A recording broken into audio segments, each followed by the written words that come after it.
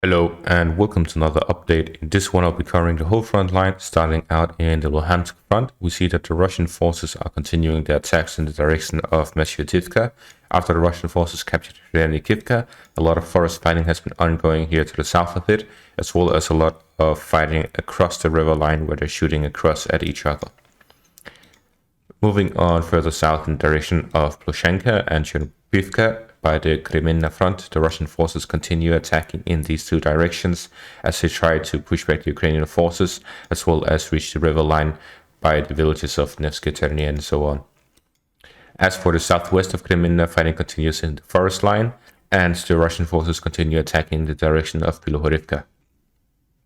Further south in the direction of the north of Soledar, we see that the Russian forces are attacking in the direction of Vesele, as well as Rostolivka and Vesyokivka.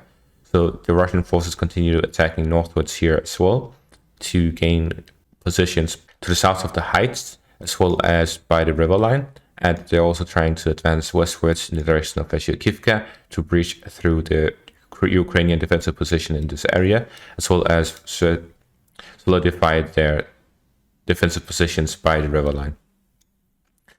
The Russian forces are also attacking southwards in the direction of Berhivka, as well as to Bobo-Vasilivka and Yahidne, as well as the northern outskirts of Bakhmut, as they have recently advanced yesterday in the direction of Yahidne, where they have captured most of the village, but the heights here are still under Ukrainian control, so the most significant part is still under Ukrainian control, but they are advancing in the southwest direction from the northern outskirts of Bakhmut, as well as this road that goes across the Bakhmutovka river. The Russian forces have now controlled that and are moving further southwards in this direction as they attempt to take control over the northern outskirts, which is separated by this smaller river line and forest line, as well as attacking southwestwards to cut off the final road between Bakhmut and Chasiv Yar.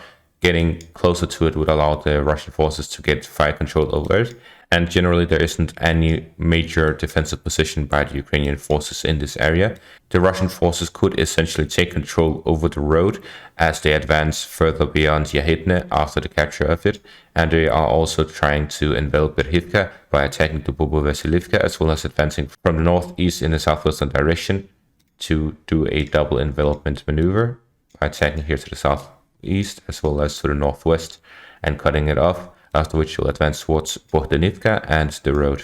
Further south in the direction of the east and south of Bakhmut, the Russian forces continue their attacks as they are trying to advance within the residential area, and they're strengthening their positions by the cemetery. And then there's also fighting by the Ivanivska area here to the southwest of Bakhmut. Moving on to Novobakhmutivka, the Russian forces continue their attacks here in this direction. After they captured this part here a week ago, the Russian forces are continuing their attempts to advance and reach the edge of this village.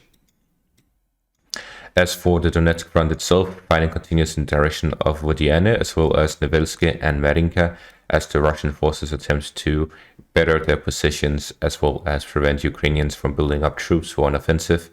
And that is all for this update. Thank you for watching and have a great day.